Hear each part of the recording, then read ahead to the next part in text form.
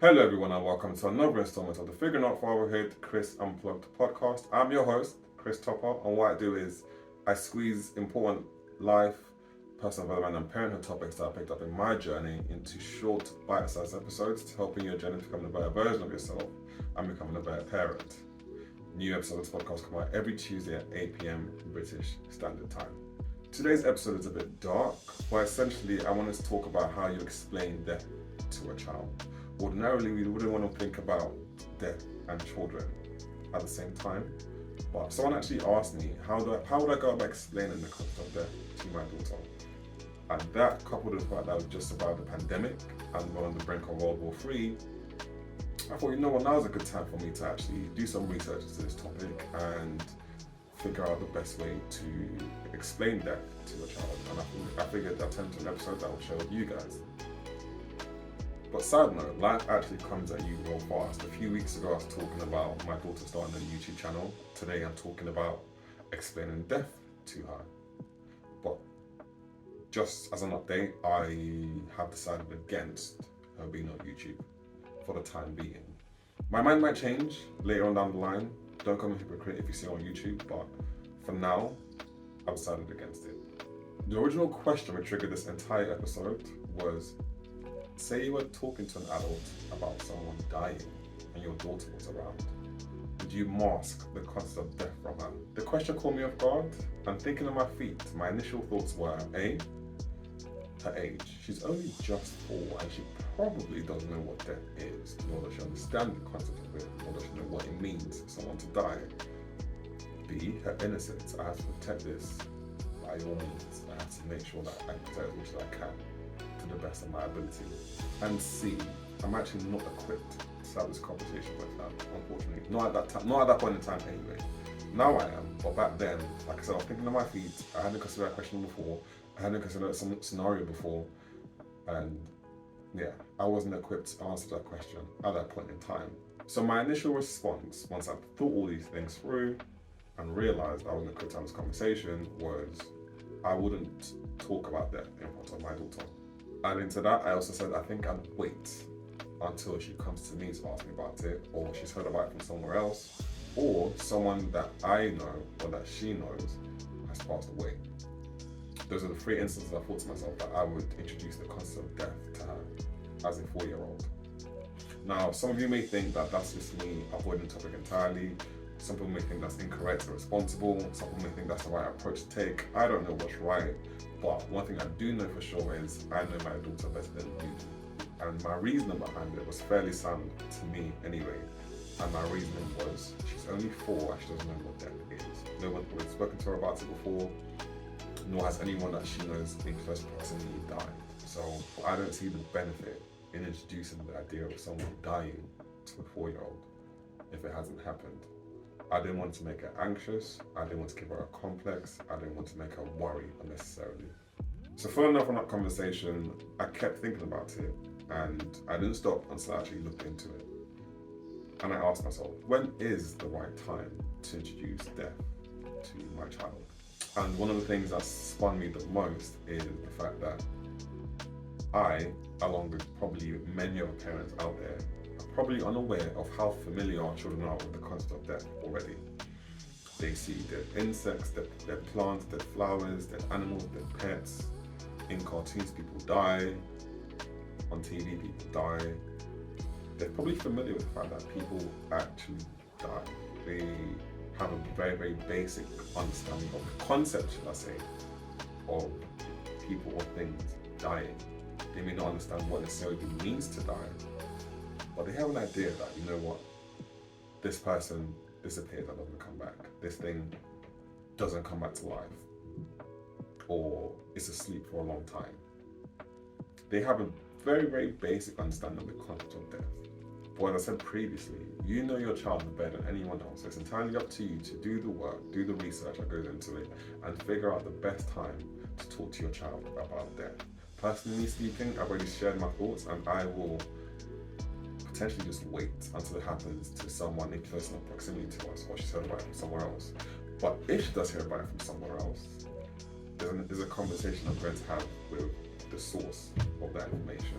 Someone has clearly told her about death, and I would want to understand how and why they spoke about death. And I'd ask her actually, who told you about this? What did you learn? What do you think of it? What are your feelings on it, etc. I'd want to gauge her level of understanding, and I'd also want to gauge how she feels about the information that she now has. But personally, in terms of finding the right time to talk to your child about death, like I said previously, I don't see the benefit in talking to a young child at the age of 4 about death, unless they've heard about it or unless someone has passed away that they know. So it's entirely up to you as the parent to decide when the best time to talk about it. You may want to adopt the same approach that I have, which is just to wait it out, or you may want to be proactive. I know some people are faced with death a lot more frequently than we are over here in the UK. So they may feel the need to brace their child with the possibility that they may come across death sooner rather than later. I don't know. But as for myself and my daughter, I'm going to wait it out. The flip side to this is there are potentially instances where you can't avoid having that conversation. There are instances where you cannot wait it out. It could be that a family member died, a pet died, they've seen it on TV and they've taken a keen interest in it, they've seen it in the news and they realise this is actually reality.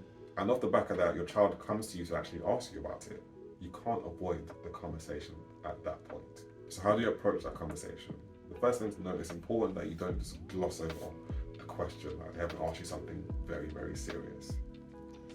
It's easy to just want to brush it off or just say, oh, they've gone to sleep, or you may want to just act like the question wasn't asked. But you also need to remember that this is a child absorbing all the information that you give them on that topic.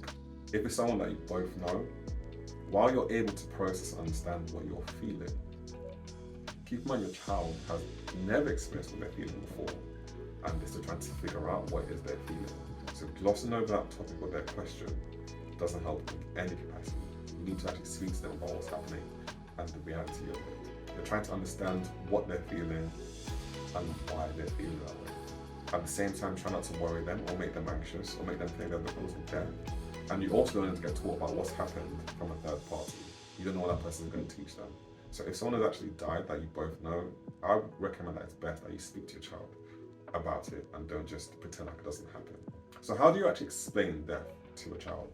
I did a lot of research into this. I read a lot of journals, blogs, articles, watched a lot of videos, and the one common theme that stuck out throughout this process was the fact that it depends on the child's age.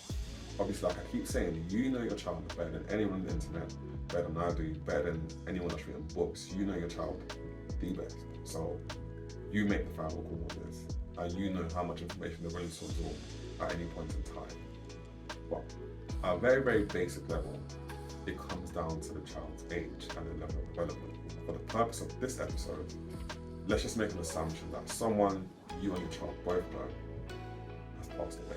So from birth to the age of 2 years old, understandably, this is probably the most difficult stage or difficult age, let's say, to explain to a child that someone has died. They just come to terms with the language you're speaking, they just come to terms with understanding different things, they understand different actions, and they're still just trying to process things that are happening. So alongside learning new concepts, learning a new language, they're also learning new emotions as well. So this stage is quite vital. As challenging as it is, it's quite vital. Children at that age are just starting to process the idea of coming and going.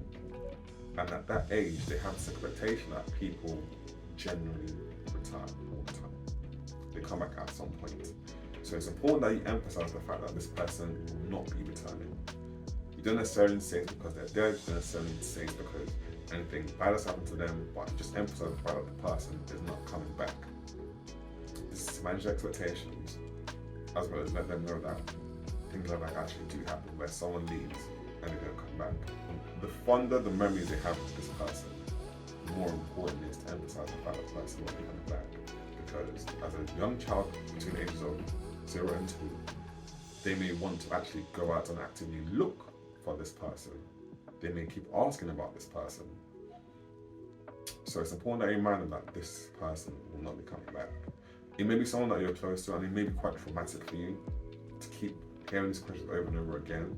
But it's important that you're patient and you allow your child time to actually understand that this person won't be coming back. Between the ages of 3 and 5, children think quite literally. So it's very, very important that you think about the language you use when you communicate to them at this age. It's very, very tempting to say the person's gone to sleep for a very, very long time, or they've gone away and won't be coming back anytime soon. It's very tempting. It's a toddler, ages 3 to 5. You just want to get them off your back.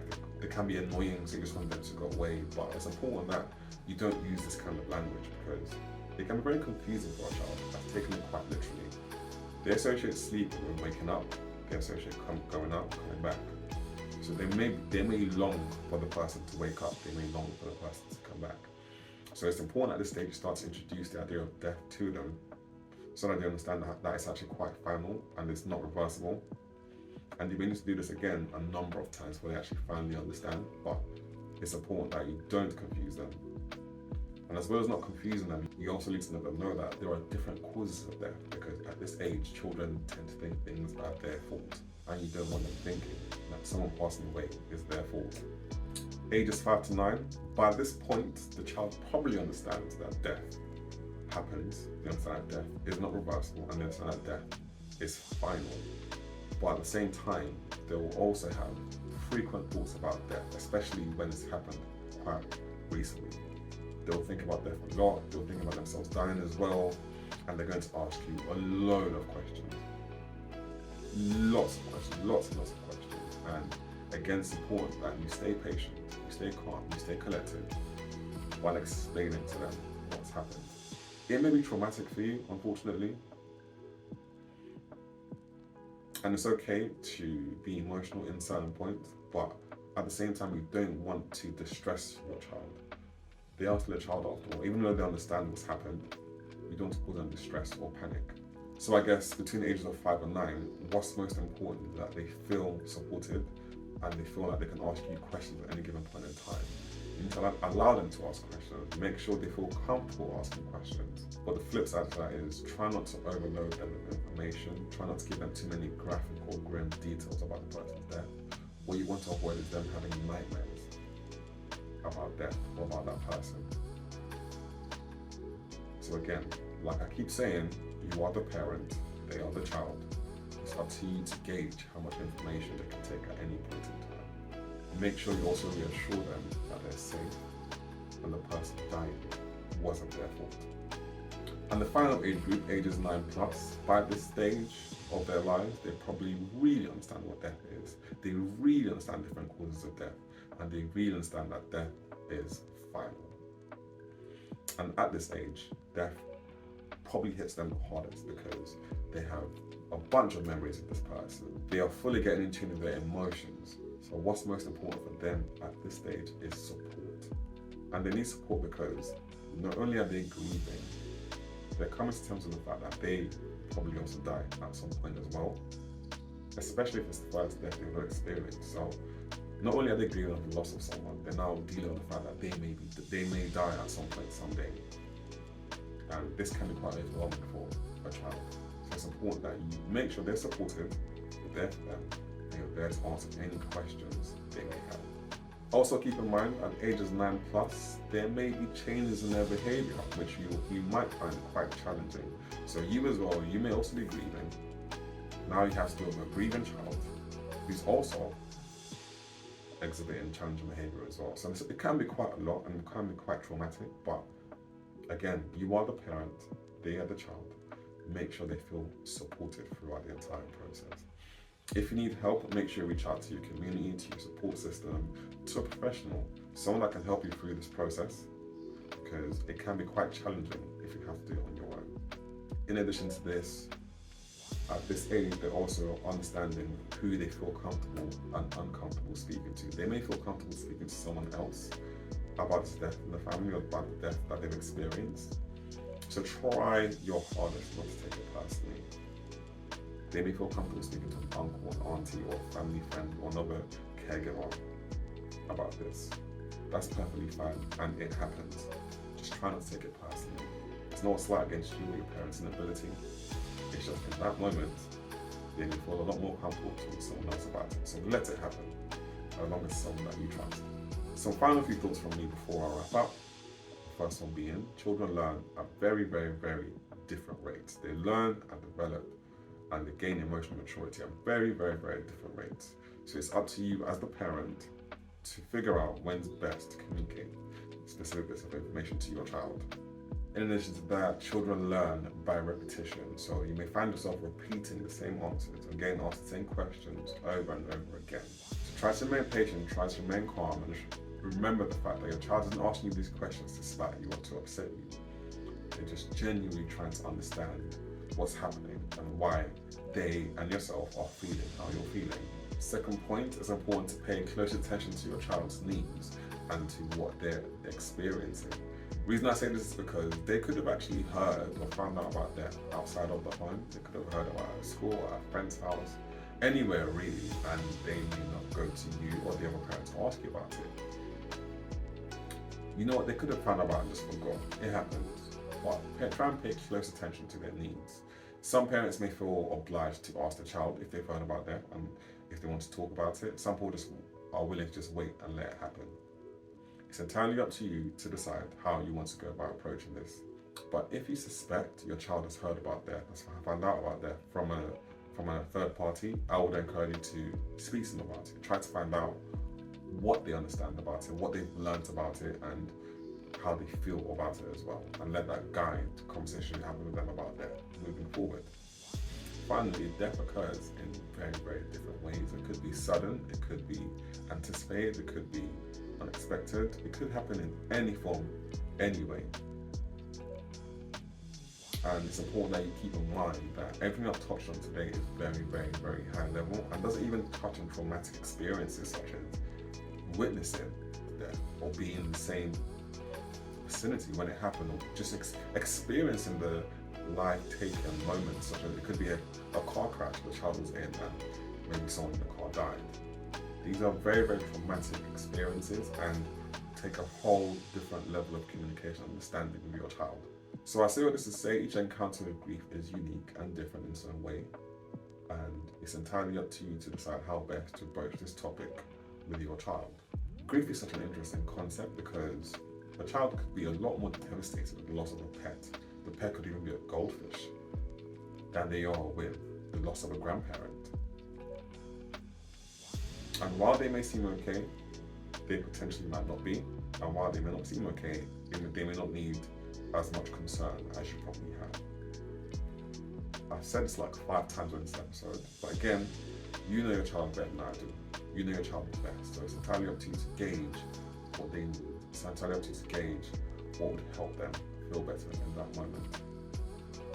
So that's all I have for you today, guys. If you enjoyed this episode and learned something new, make sure to share it with your friends, share it on social media. Make sure to share it with anyone who you feel will benefit from this information. And I'm going to leave you guys how I always leave you, and that's to make your mission today to make a decision that future will be grateful for. Future you'll be grateful. Give it some thought before communicating to your child that someone has died. So until next time, guys.